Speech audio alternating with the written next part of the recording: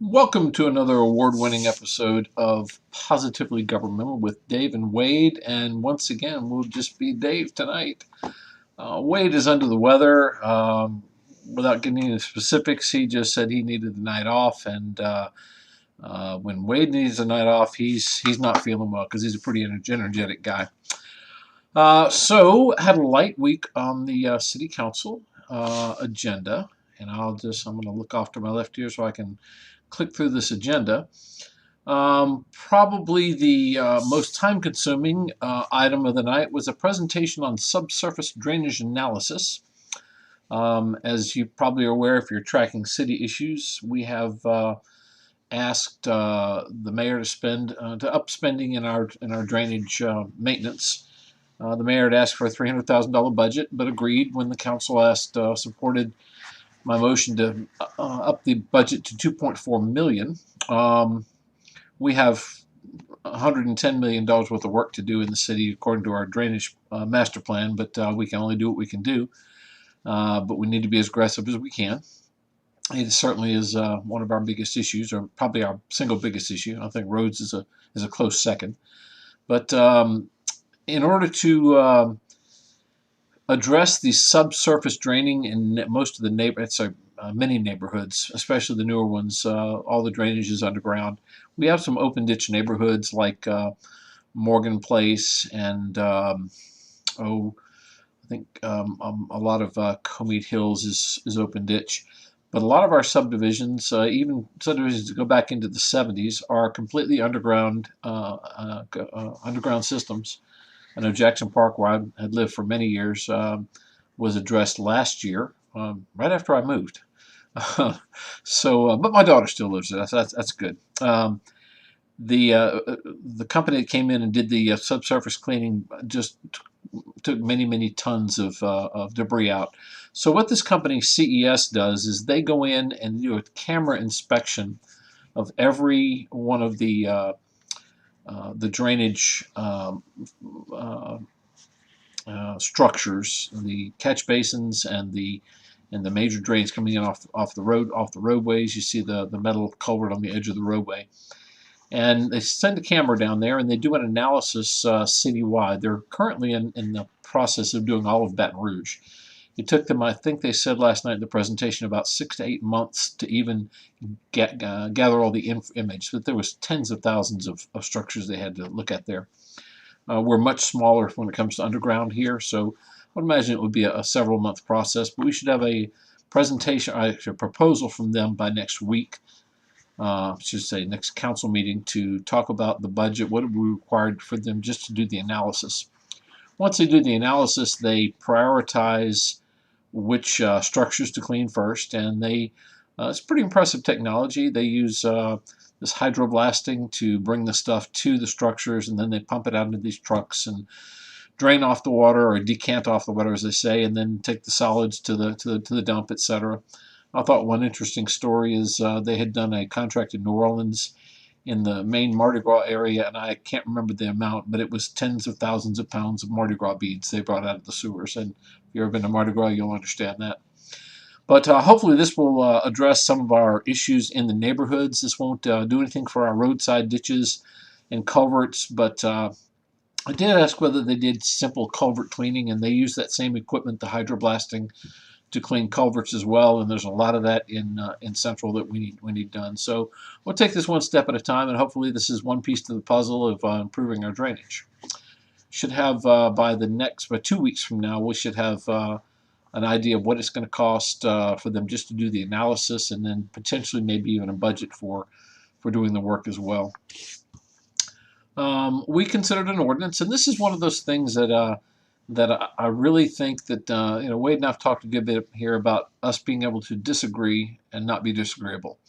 And sometimes you bring an item to council and council doesn't favor it. I asked the city to look at putting a turn lane on the south side of Gurney Road, just between the two roundabouts on Gurney. There's concerns that even though the city does not require a right turn lane, that the moving of Central Private there is going to worsen what is now already a problem with those roundabouts. Whether we its a cumulative effect or not is arguable between the amount of the subdivisions on the north end of Sullivan Road, the development we've had up on Denham Road, and but mainly the middle and intermediate school itself, for which the roundabout was created, or when they had to put the roundabout in when they built the facilities. So people in this area definitely have a problem with the roundabout at Sullivan. That's not really what I want to talk about. What I want to talk about is that you can bring an item to council, and the mayor was adamantly opposed to it. He's relying strictly on the traffic study, and while I respect the traffic engineers, I know that there's been some traffic studies. There's a difference between what happens on paper and what happens on the road.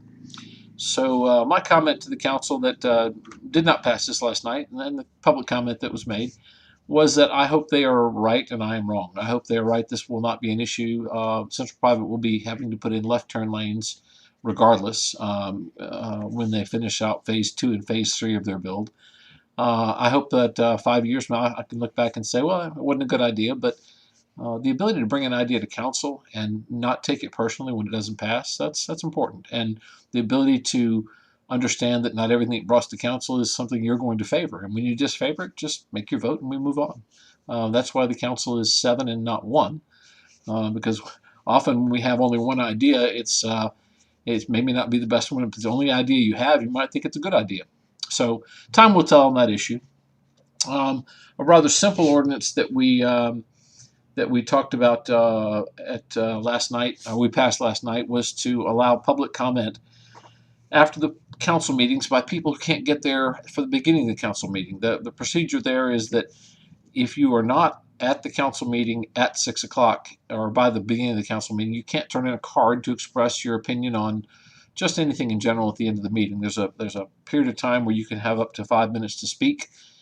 Say you want to talk about, I don't know, you want to talk about traffic at a certain intersection, or you want to talk about school zones, or you want to talk about what you don't like about something that the council has done, or you want the council to do something that we've not considered.